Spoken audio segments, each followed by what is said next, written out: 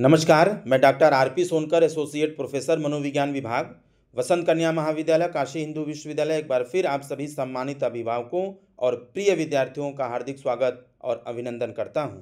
प्रिय विद्यार्थियों, आज मैं एक बहुत ही महत्वपूर्ण मुद्दे पर आपसे बात करने वाला हूं और मैं आज के इस वीडियो में जिस मुद्दे पर बात करने वाला हूं यह बहुत ही खास है और ख़ास तौर से साइकोलॉजी पढ़ने वाले यूजी और पीजी के स्टूडेंट के लिए बहुत ही महत्वपूर्ण है। अगर आप बीएचयू में पढ़ते हैं या किसी और विश्वविद्यालय में पढ़ते हैं तो निश्चित रूप से यूजी या पीजी में एक पेपर पढ़ते होंगे जिसका नाम एबनॉर्मल साइकोलॉजी या बिहेवियरल डिसऑर्डर या चाइल्ड एंड एडोलसेंट साइकोपैथोलॉजी होगा। तो मैं इसी पेपर पर आधारित एक महत्वपूर्ण डिसऑर्डर जिसका नाम है सेपरेशन एंजाइटी डिसऑर्डर, इसी पर आपसे बात करने वाला हूँ।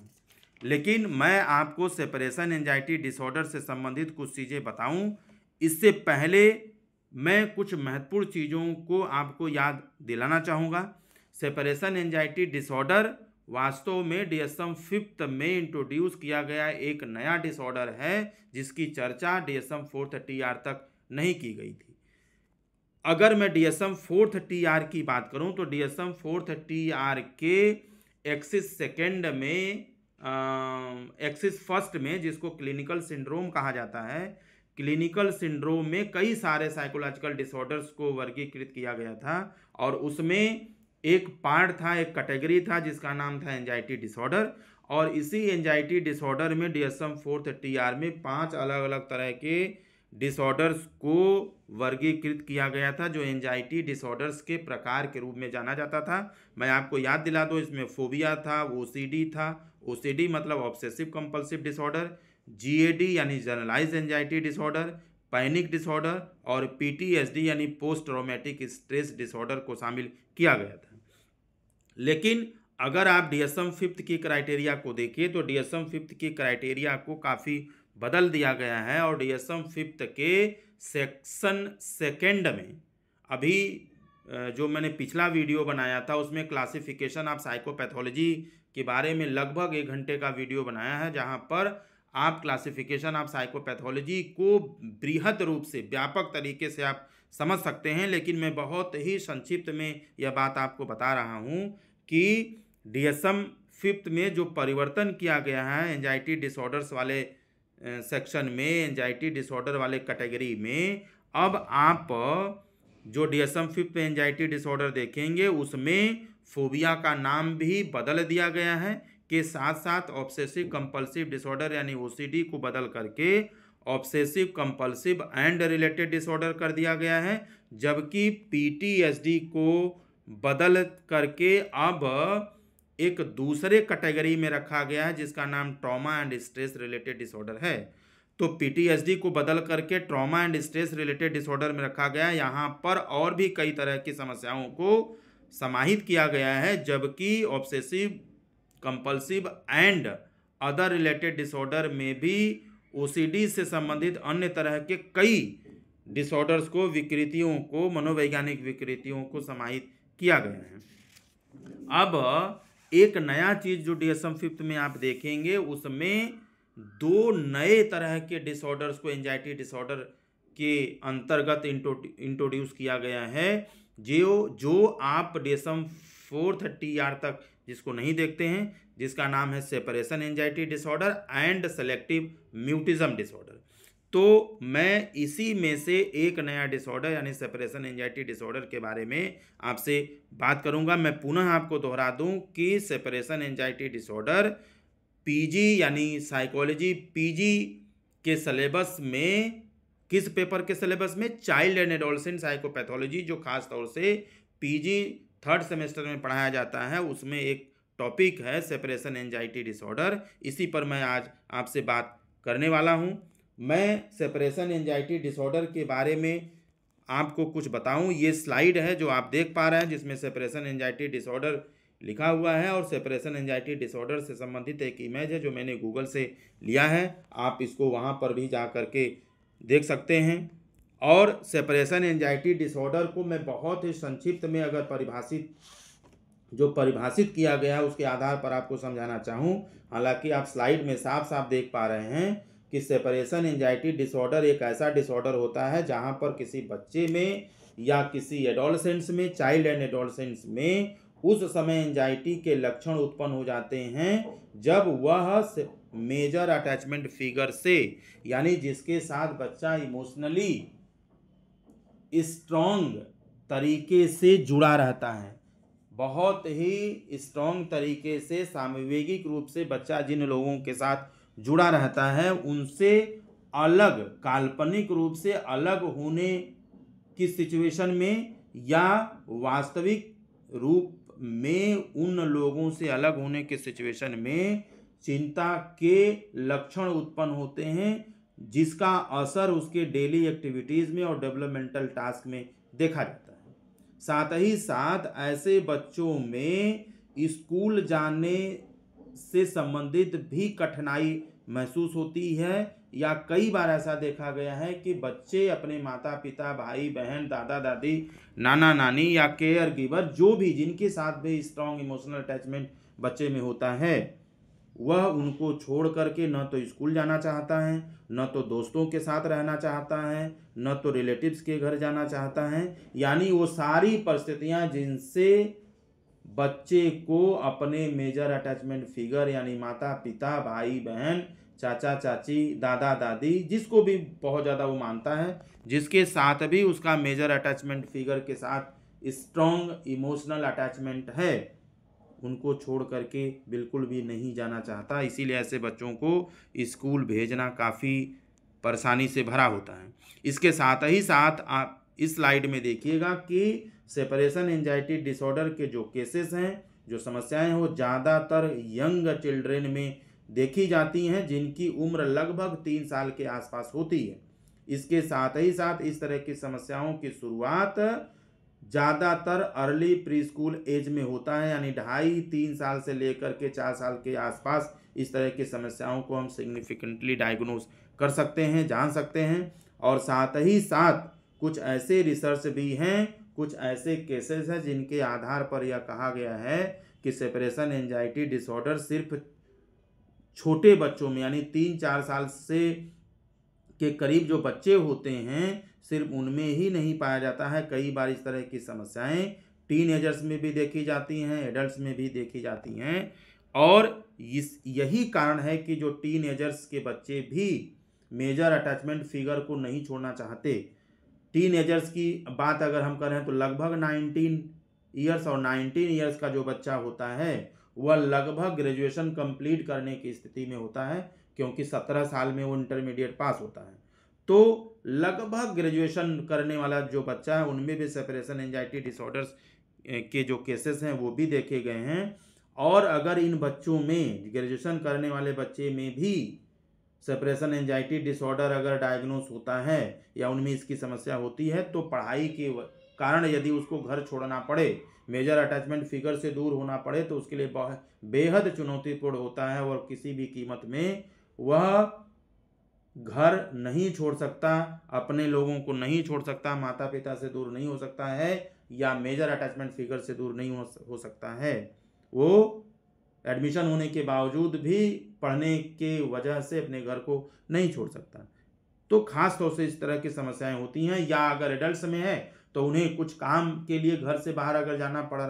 पड़ेगा तो वहाँ पर भी वो बिल्कुल नॉर्मल तरीके से जाना नहीं चाहते हैं। वो कई तरह की समस्याएं हैं वो महसूस करते हैं। अगर इस स्लाइड में आप देखिएगा, डायग्राम में बहुत सारी चीज़ें आपको स्पष्ट हो जा रही हैं और इसमें साफ साफ वही बात फिर से दोहराई गई है कि सेपरेशन एंजाइटी डिसऑर्डर के केसेस में जो व्यक्ति होता है, चाहे वो चाइल्ड हो, चाहे एडोलसेंट्स हो, चाहे टीनेजर्स हो, चाहे एडल्ट हो, सारे लोगों में सेपरेशन एंजाइटी डिसऑर्डर्स के कारण वह अपने घर को नहीं छोड़ना चाहता है, वो अपने मेजर अटैचमेंट फिगर से दूर नहीं होना चाहता है, जिसके साथ वह स्ट्रॉन्ग इमोशनल अटैचमेंट प्रदर्शित करता है। चाहे वो पेरेंट हो, चाहे केयर गिवर हो, चाहे दादा दादी हो, चाहे नाना नानी हो, भाई बहन हो, सिबलिंग्स हो, जो भी हो, जिनके साथ बच्चे का ज़्यादा से ज़्यादा जुड़ाव होता है। अगर हम आगे कुछ और प्रिवलेंसेस के बारे में बात करें तो प्रिवलेंसेस में ये साफ साफ इस स्लाइड में दिख रहा है कि सेपरेशन एंजाइटी डिसऑर्डर के केसेस ज़्यादातर बच्चों में ही पाए जाते हैं, यानी ज़्यादातर चाइल्ड एंड एडोलसेंस में पाया जाता है। यह बात अलग है कि यह केसेस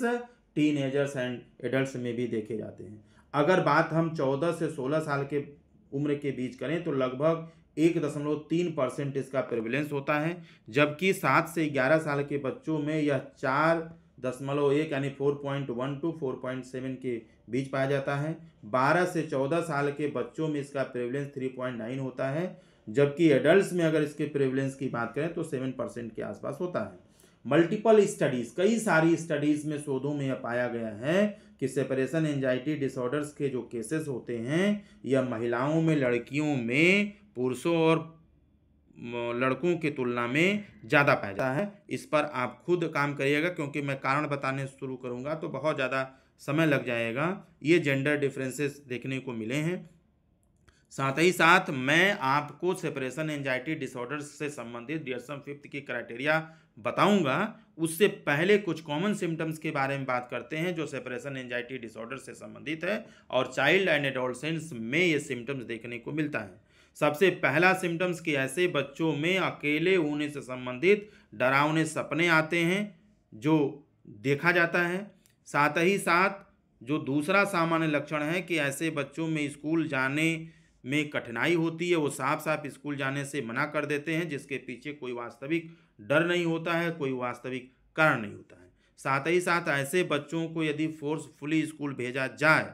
या कहीं दूसरे जगहों पर भेजा जाए तो ऐसे बच्चे इस घटना से बहुत ज़्यादा इरिटेट हो जाते हैं, घबरा जाते हैं, विचलित हो जाते हैं। ऐसे बच्चों में फिजिकल कंप्लेंट्स भी ज़्यादा देखने को मिलता है। फिजिकल जो समस्याएं होती हैं वो ज़्यादा देखने को मिलता है, जिसको फिजिकल सिकनेस बोला जाता है। और ख़ास तौर से ऐसी समस्याएं स्कूल डेज में होती हैं। बच्चा स्कूल में किसी तरीके से पहुंच जाता है तो कई तरह के फिजिकल सिकनेस, कई तरह के जैसे हेडेक हो गया या पेट में दर्द हो गया, सर में दर्द हो गया, इस तरह की समस्याओं की बात वह बार बार करता है। और फिजिकल अगर कंप्लेंट्स की बात की जाए तो सेपरेशन एंजाइटी डिसऑर्डर के केसेस में बच्चों में ज़्यादातर मॉर्निंग के समय में इस तरह की चीज़ें देखने को मिलती हैं। और अगर कुछ कॉमन सिम्टम्स के बारे में बात किया जाए तो सेपरेशन एंजाइटी डिसऑर्डर वाले बच्चों में ऐसा देखा गया है कि ऐसे बच्चे मेजर अटैचमेंट फिगर के आसपास, यानी खास तौर से मदर एंड फादर यानी पेरेंट्स के आसपास हमेशा परछाई की तरह से घूम फिर करके रहते हैं, परछाई की तरह से रहते हैं, यानी उन्हें किसी भी कीमत पर नहीं छोड़ना चाहते हैं। और यदि उन्हें किसी सिचुएशन में घर छोड़ना पड़े तो बहुत ज़्यादा पैनिक हो जाते हैं, बहुत ज़्यादा इरिटेट हो जाते हैं, बहुत ज़्यादा परेशान हो जाते हैं। यही कारण है कि ऐसे बच्चों में जब वो मेजर अटैचमेंट फिगर के साथ इतना ज़्यादा इमोशनली अटैच्ड होते हैं कि ये उनको लेकर के, यानी मेजर अटैचमेंट फिगर को लेकर के बहुत ज़्यादा चिंतित रहते हैं। और उनके चिंता का जो कारण है, उनको हमेशा ऐसा लगता है कि कभी भी इन लोगों के साथ, यानी मेजर अटैचमेंट फिगर के साथ कभी भी बुरी घटना हो सकती है जिनसे वो हमसे दूर जा सकते हैं, उनसे हम दूर हो सकते हैं, हमेशा हमेशा के दूर हो सकते हैं। और जिस तरह के दुखद घटनाओं को लेकर के वो ज़्यादा चिंतित होते हैं, उनमें उन्हें ऐसा लगता है कि इनका किडनैप हो जाएगा, इन्हें बड़ी बीमारी हो जाएगी, इनका एक्सीडेंट हो जाएगा, डेथ हो जाएगा, कोई जो फिजिकल डिजास्टर हो जाएगा जिसकी वजह से हम इन्हें खो देंगे। ऐसे तमाम तरह की चीज़ों को लेकर के बहुत ज़्यादा डरे होते हैं, जबकि वास्तव में इस तरह का डर नहीं होता है। वास्तव में उनका डर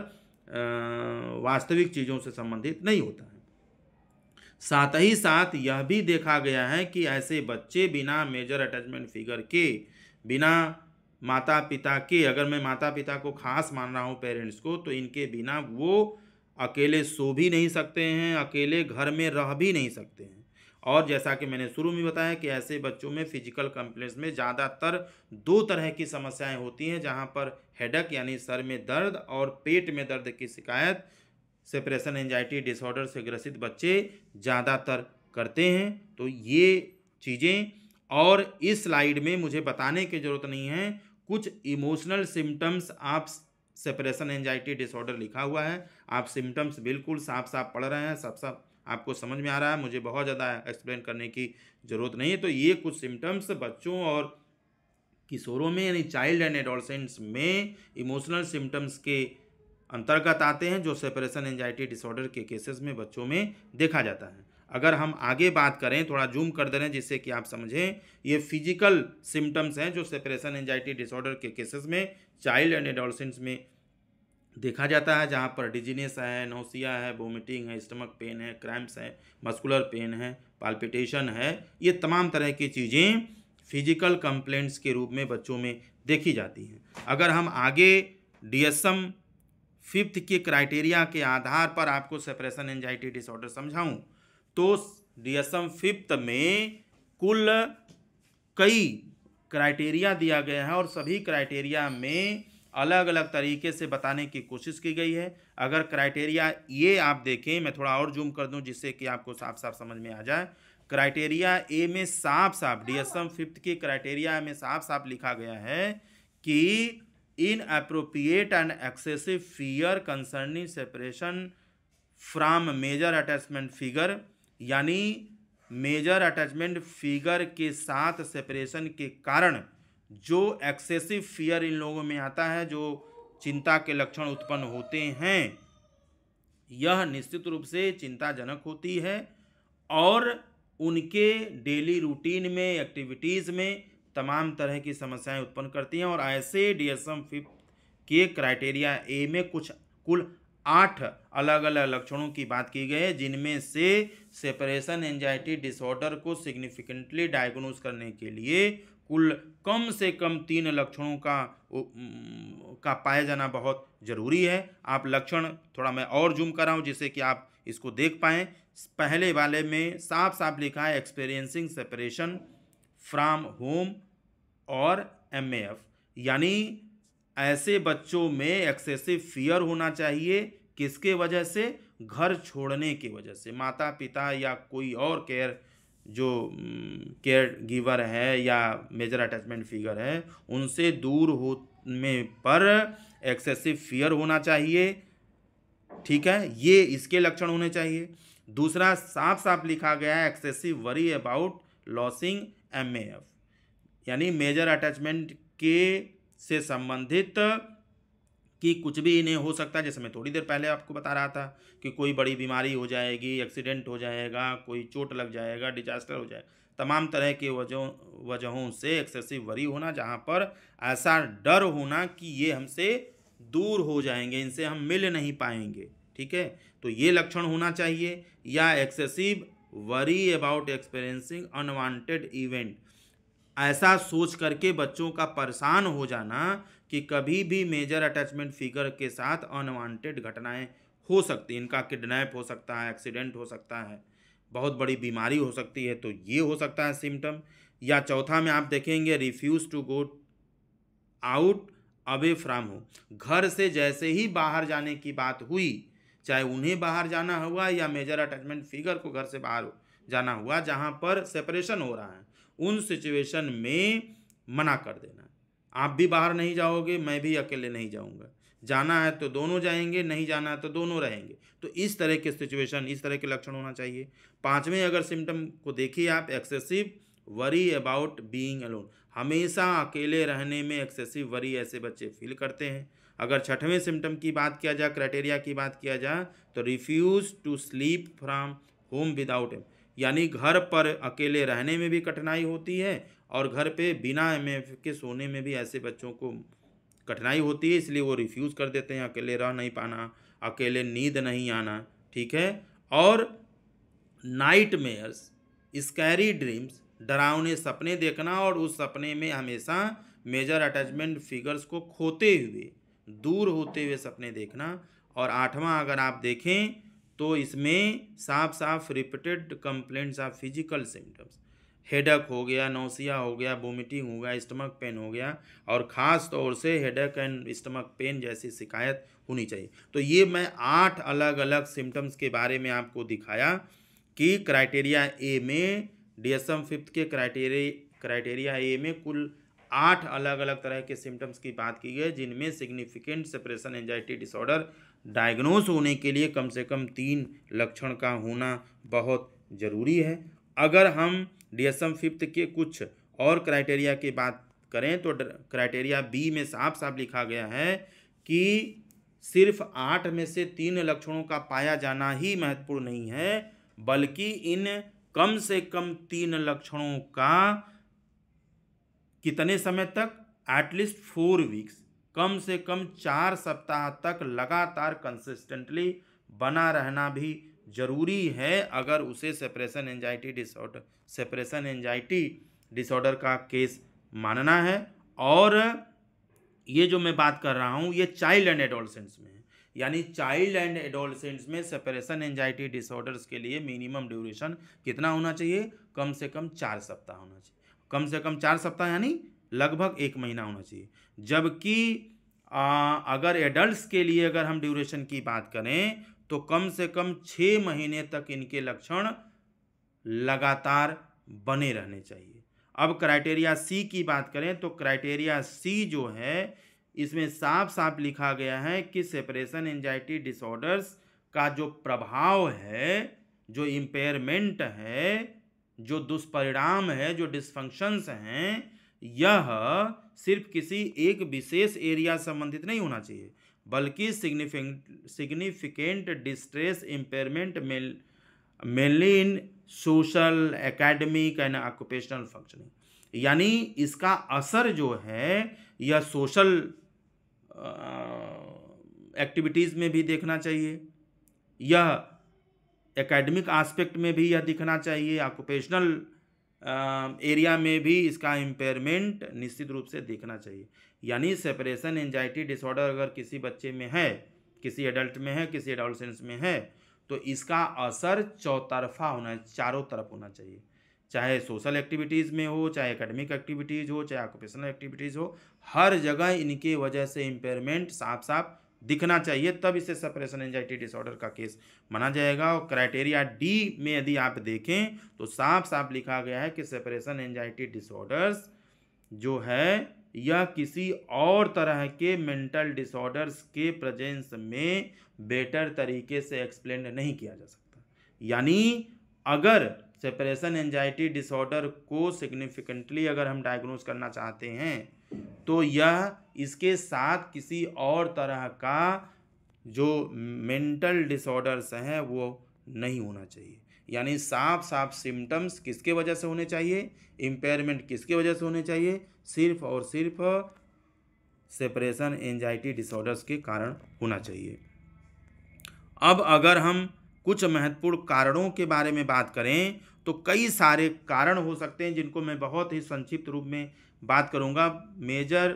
सेपरेशन एंजाइटी डिसऑर्डर से संबंधित कई तरह के समस्याएं हो सकती हैं, कई तरह के अलग अलग कारक हो सकते हैं जिनसे इनका जो कारण है वो जुड़ा होता है। और सबसे पहले अगर हम बायोलॉजिकल बात करें, मैं बहुत ही शॉर्ट में बता रहा हूँ, इतने सारे कारण बताने के बाद भी मैं ये नहीं कह सकता कि सारे के सारे जो कारण हैं यही हैं। इसके अलावा भी बहुत सारे कारक हो सकते हैं, फैक्टर्स हो सकते हैं, इटियोलॉजी हो सकती है जो आप पढ़ सकते हैं, इसमें ऐड कर सकते हैं। जिसमें बायोलॉजिकल अगर इन्फ्लुएंसेस के बारे में बात करें तो हेरिडिटरी फैक्टर्स को लेकर के 73%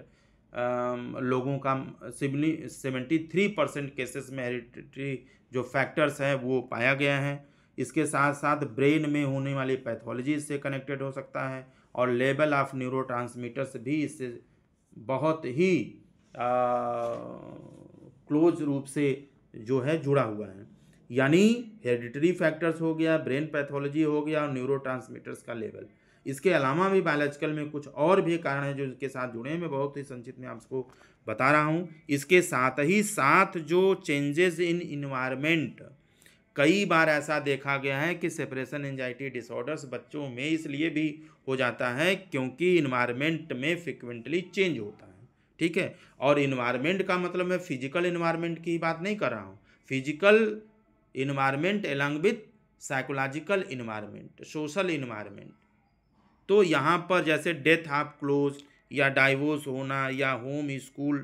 का फ्रिक्वेंटली चेंज होना या फिजिकल डिजास्टर का फ्रिक्वेंटली आना, ये तमाम तरह के ऐसे इन्वायरमेंटल चेंजेस हैं जिनका असर बच्चे के ऊपर बहुत व्यापक तरीके से होता है और इनके वजह से भी सेपरेशन एंजाइटी डिसऑर्डर्स के केस आ सकता है, सिम्टम्स आ सकते हैं। पैथोजेनिक फैमिली हिस्ट्री, ऐसे परिवार जहाँ जो पैथोजेनिक होते हैं, यानी जहाँ पर लड़ाई झगड़े, गाली गलौज, तमाम तरह के नेगेटिव चीज़ें परिवार में होती हैं, एक दूसरे को नीचा दिखाना, एक दूसरे से लड़ाई झगड़ा करना, गाली गलौज करना, मारपीट होना, या शराब पीना, या तमाम तरह की ऐसी चीज़ें जो पैथोजेनिक फैमिली होती है, एक दूसरे को नीचा दिखाना, कोऑपरेट न करना, तमाम तरह की ऐसी जो समस्याएं होती हैं, इनको पैथोजेनिक फैमिली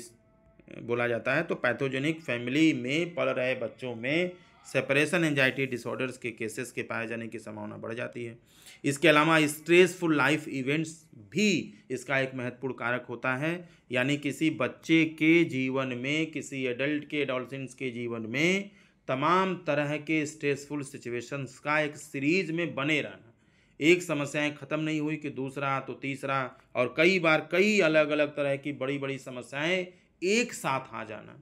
ठीक है, एग्जामिनेशन भी चल रहा है तो तबीयत भी खराब हो गया, तो उसी में कोई एक्सीडेंट भी हो गया, तो किसी का डेथ भी हो गया, ठीक है, तो किसी को बीमारी भी हो गई, तो तमाम तरह के स्ट्रेसफुल लाइफ जो इवेंट्स हैं वह भी इस समस्या को बढ़ने में मदद करते हैं, कि सिचुएशन में समस्या बढ़ने की जो संभावना वो बढ़ जाती है। ओवर प्रोटेक्टिव पेरेंट्स, ऐसा भी देखा गया है कि सेपरेशन एंजाइटी डिसऑर्डर्स किसी बच्चे में इसलिए भी हो जाता है जब पेरेंट्स बहुत ज़्यादा ओवर प्रोटेक्टिव हो जाते हैं, यानी जब हद से ज़्यादा बच्चों को हम प्रोटेक्शन देने लगते हैं, यानी बच्चों को हद से ज़्यादा हम अपने साथ रहना सिखा देते हैं और उन्हें अचानक एक समय पर अलग होना पड़ता है, तो शायद वो अलग नहीं होना चाहते हैं, उनके लिए बहुत पेनफुल हो जाता है, सेपरेशन एंजाइटी डिसऑर्डर का कारण बनता है। कई बार ऐसा देखा गया है कि हम बच्चे को इंडिपेंडेंट रूप से कोई काम करने नहीं देते हैं, एक पल भी उन्हें छोड़ना नहीं चाहते हैं, या उन्हें दूर नहीं होने देते हैं, तो ओवर प्रोटेक्शन के सिचुएशन में भी निश्चित रूप से इन बच्चों में ऐसी समस्याएं हो सकती हैं। इसके अलावा माइनर और मेजर इलनेस, छोटी या बड़ी बीमारी भी इसका कारण हो सकता है। Changes in the house hold routine, कई बार हाउस होल्ड रूटीन में भी, घर जो डेली रूटीन है या घर से संबंधित जो रूटीन है, कई बार खाने पीने का रूटीन है, घूमने का रूटीन है, पढ़ने का रूटीन है, ठीक है, घर पे जो काम और तरह के जो डेली एक्टिविटीज़ हैं उनसे रिलेटेड जो रूटीन है, उनमें फ्रिक्वेंटली अगर चेंज हो रहा है, ठीक है, तो इनके वजह से भी कई बार घर में ऐसी कुछ सिचुएशंस होती हैं, चीज़ें होती हैं जिनकी वजह से हमें खाने पीने, रहने सोने, जागने का रूटीन चेंज करना पड़ता है, और फ्रिक्वेंटली इस तरह के चेंजेस होते हैं, तो निश्चित रूप से इससे भी यह समस्या जुड़ा हुआ है। मैं नहीं कह रहा हूँ कि ऐसा होगा तो सेपरेशन एंजाइटी डिसऑर्डर हो ही जाएगा, लेकिन हमेशा रिस्क फैक्टर की तरह से होता है। एंड फैमिली चेंजेस, परिवार में तमाम तरह के चेंजेस हो रहे हैं, ठीक है, तो फैमिली चेंजेस भी इसका एक महत्वपूर्ण कारण हो सकता है, के साथ साथ frequently changes in care giver, home and school routine. कई बार ऐसा देखा जाता है कि कुछ विशेष परिस्थितियों में केयर गिवर को हम चेंज कर देते हैं, ठीक है, हमें घर बदलना पड़ता है, हमें स्कूल बदलना पड़ता है। कुछ लोग ऐसे प्रोफेशन में होते हैं, जॉब में होते हैं, जिनका ट्रांसफ़र फ्रिक्वेंटली होता रहता है, जिसमें सेंट्रल जॉब होते हैं, तो वो एक जगह शिफ्ट हुए, फिर साल भर बाद वो दूसरे जगह पे, दूसरे स्थान पे चले गए, पता चला कि यूपी में है, अब वो चले गए दिल्ली में या बिहार में या कहीं और चले गए, तो स्टेट यानी प्लेस बदलना पड़ा, इसके कारण से उन्हें घर बदलना पड़ा, स्कूल बच्चे का बदल गया। तो फ्रिक्वेंटली इस तरह के जो चेंजेस होते हैं, इनकी वजह से भी सेपरेशन एंजाइटी डिसऑर्डर होने की जो पॉसिबिलिटी है वो बढ़ जाती है, क्योंकि बच्चों में किसी के साथ जो जुड़ाव होता है वो उसका बहुत ही व्यापक रोल होता है, और बच्चे जिनके साथ स्ट्रॉन्ग इमोशनल अटैचमेंट जिनके साथ हो जाता है, उनसे सेपरेशन वो बर्दाश्त नहीं कर पाते, तो इस वजह से भी होता है। अगर रिस्क फैक्टर्स की बात की जाए तो कई तरह के ऐसे रिस्क फैक्टर्स हैं जिनमें सेपरेशन एंजाइटी डिसऑर्डर्स के होने की संभावना बढ़ जाती है, और ऐसे रिस्क फैक्टर्स में देखा जाए तो लाइफ स्ट्रेसर्स हैं, loss that result in separation. तो जिन बच्चों के लाइफ में लाइफ स्ट्रेसर्स ज़्यादा हैं, लाइफ स्ट्रेस ज़्यादा है, ठीक है, या सेपरेशन होने के चांसेस ज़्यादा हैं। ठीक है, तो ये एक रिस्क फैक्टर की तरह से होता है, इसे हमें विशेष रूप से समझने की ज़रूरत है। और कुछ बच्चों का टेम्परामेंट भी ऐसा होता है जहाँ पर वो छोटे छोटे सिचुएशन में, छोटी छोटी कंडीशंस में भी सेपरेशन को एक्सेप्ट नहीं कर पाते हैं। तो टेम्परामेंट भी ऐसा है जहाँ पर बहुत बच्चा सेंसिटिव है, ठीक है, बहुत सेंसिटिव है, वह इन चीज़ों को बर्दाश्त नहीं कर पाता है या कुछ पल के लिए भी छोड़ नहीं सकता है। तो ऐसे बच्चों के टेम्परामेंट के हिसाब से भी हमें तैयार रहने की ज़रूरत है, क्योंकि ये एक रिस्क फैक्टर की तरह से काम करता है। फैमिली हिस्ट्री है, ठीक है, फैमिली हिस्ट्री में भी कई बार ऐसा देखा गया है कि परिवार में अगर किसी में इस तरह की समस्याएं हैं, कई लोगों को इस तरह की समस्या है, तो भी यह रिस्क फैक्टर की तरह से हमें बच्चों को लेकर के सतर्क रहने की ज़रूरत है। और इन्वायरमेंटल इश्यूज़ में भी ऐसा देखा गया है जहाँ पर कई बार इन्वायरमेंटल प्रॉब्लम्स आती हैं, जहाँ पर डिजास्टर है या बीमारी है या कुछ और है या कुछ और है, जिनके वजह से बच्चों के ऊपर मानसिक रूप से गहरा प्रभाव पड़ सकता है। अगर ऐसी चीज़ है अगर आपके लाइफ में या किसी बच्चे के लाइफ में, तो इससे सेपरेशन एंजाइटी डिसऑर्डर हो या ना हो, लेकिन रिस्क हमेशा बना रहता है। तो ऐसी सिचुएशन है तो हमें और भी अलर्ट रहने की ज़रूरत है। और जाते जाते अगर मैं कुछ हेल्थ टिप्स के बारे में आपको बता दूं, तो निश्चित रूप से सेपरेशन एंजाइटी डिसऑर्डर्स में मैंने बहुत ही संक्षिप्त में कारण को बताया। और मैं अगर सेपरेशन एंजाइटी डिसऑर्डर्स का से रिलेटेड रिस्क है या सेपरेशन एंजाइटी डिसऑर्डर डायग्नोस हुआ है, तो इन दोनों ही सिचुएशंस में हमें एक पेरेंट्स के रूप में कुछ चीज़ों पर निश्चित रूप से ध्यान देने की ज़रूरत है। और ख़ास तौर से रिस्क फैक्टर है तो उसमें और ध्यान देने की ज़रूरत है, जहाँ पर हम कुछ चीज़ों को करके सेपरेशन एंजाइटी डिसऑर्डर्स को होने से हम बचा सकते हैं, रोक सकते हैं, ठीक है, या उसके प्रभाव को हम कम कर सकते हैं। जहाँ पर learn about SAD, separation anxiety disorder, यानी हर पेरेंट्स को सेपरेशन एंजाइटी डिसऑर्डर्स को बेहतर तरीके से समझने की ज़रूरत है। ऐसे बच्चों को बेहतर तरीके से समझने की ज़रूरत है, ऐसे बच्चों के लक्षणों को बेहतर तरीके से समझने की ज़रूरत है,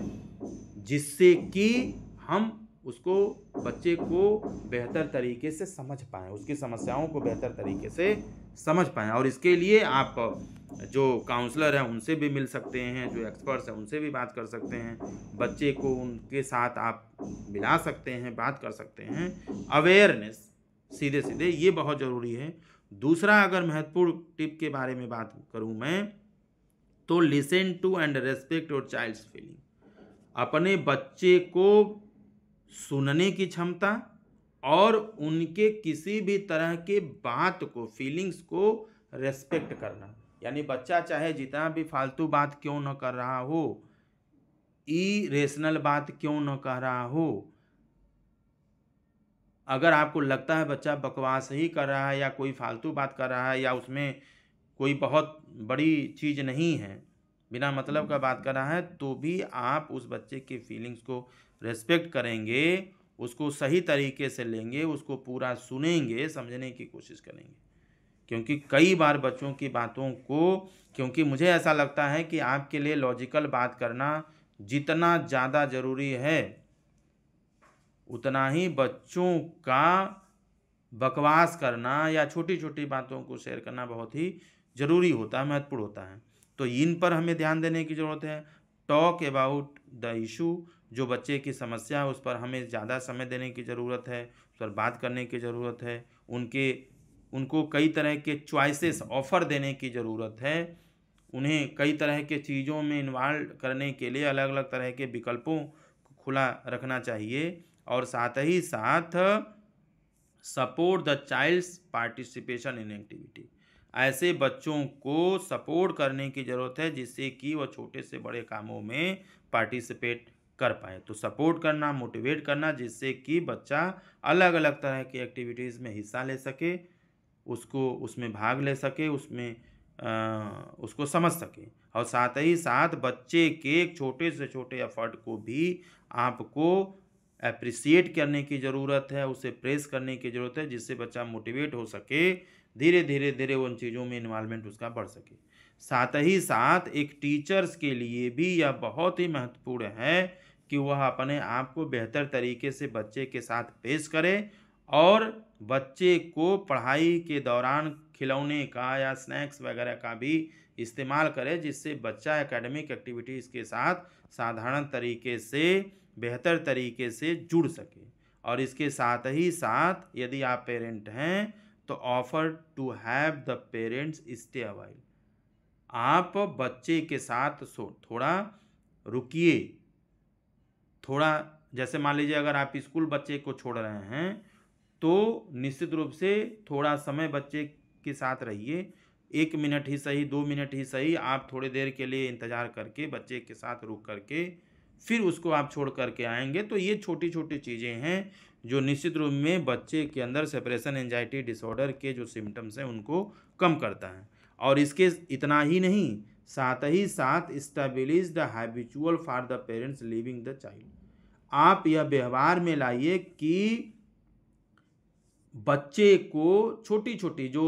लिविंग की या सेपरेशन की छोटे छोटे जो एक्टिविटीज़ हैं वह व्यवहार में लाइए। ऐसा नहीं है कि अगर किसी बच्चे में सेपरेशन से रिलेटेड प्रॉब्लम होती है तो अचानक ही उसे 4 घंटे छोड़ने की ज़रूरत नहीं है, बल्कि 10 मिनट 5 मिनट ही इस तरह की हैबिट बनाना चाहिए, जिससे कि 2-4-10 मिनट बच्चा अकेले भी रह सके, खा सके या देख सके। तो ये धीरे धीरे हम एक्टिविटीज़ करके इस तरह का व्यवहार हम पैदा कर सकते हैं, इसको स्थापित कर सकते हैं। साथ ही साथ if child is an absolute panic, यदि बच्चा वास्तविक तरीके से बहुत ज़्यादा पैनिक है तो इस कंडीशन में ask the parent to stay longer until the child is कम।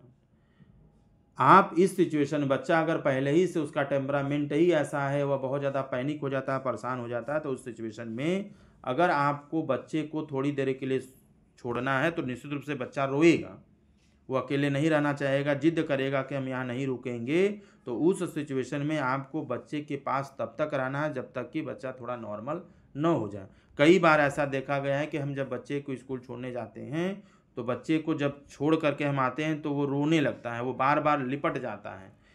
वो अकेले नहीं स्कूल में रहना चाहता है। कई लोगों के पकड़ करके ले जाने के बावजूद भी वो नहीं रुकना चाहता है। तो उस सिचुएशन में हमें थोड़ी देर के लिए वहाँ पर रुकना चाहिए, बच्चे को समय देना चाहिए जब तक कि वह थोड़ा शांत न हो जाए, थोड़ा रिलैक्स न हो जाए, थोड़ा उस सिचुएशन में न हो जाए कि हम वहाँ से आ सकते हैं, तब तक थोड़ा समय देना चाहिए। साथ ही साथ हमें एक पेरेंट के रूप में, एक टीचर के रूप में ऐसे बच्चों को कभी भी क्रिटिसाइज़ नहीं करना चाहिए। तुम जानबूझ के करते हो, तुम परेशान करते हो, तुम इस तरह की चीज़ें नहीं करना चाहिए। और उन्हें डांटना या पनिश करना, इस तरह के बारे में सोचना नहीं चाहिए, ये इनकी समस्याओं को और बढ़ा देता है। और साथ ही साथ suggest the parent try to role playing with the child to prepare and practice the separation. जो बात मैंने अभी कहा कि ऐसे बच्चों में हमें सेपरेशन के रिलेटेड, सेपरेशन से संबंधित जो प्रैक्टिसेस है छोटे छोटे पार्ट में करना चाहिए, ऐसी आदत डालना चाहिए जिससे कि बाद में कभी अगर बच्चे को कुछ घंटों के लिए भी दूर रहना पड़े तो उसको आसानी से वो उस चीज़ को मैनेज कर पाए बच्चा, और उसमें सेपरेशन जैसी प्रॉब्लम न हो। तो थोड़े छोटे छोटे जो प्रैक्टिसेस हैं ये निश्चित रूप से हम दे करके बच्चे को और अच्छा कर सकते हैं। प्रिय विद्यार्थियों, मैंने लगभग 38-39 मिनट का यह वीडियो मैंने बनाया। मैंने आज के वीडियो में सेपरेशन एंजाइटी डिसऑर्डर से रिलेटेड तमाम तरह के एस्पेक्ट्स पर बहुत संक्षिप्त रूप में बात किया, क्योंकि अगर मैं एक एक चीज़ों को बढ़ाता तो यह वीडियो और भी ज़्यादा लंबा होता। मुझे विश्वास है कि आप लोगों को तमाम तरह की चीज़ें सेपरेशन एंजाइटी डिसऑर्डर से रिलेटेड समझ में आई होंगी। इसके बावजूद भी यदि आपको लगता है कि कोई चीज़ आपको समझ में नहीं आया, कोई डाउट है, तो आप कमेंट बॉक्स में लिख सकते हैं, मैं जानकारी देने की पूरी कोशिश करूँगा। आप सभी को अपना कीमती वक्त देने के लिए बहुत बहुत शुक्रिया।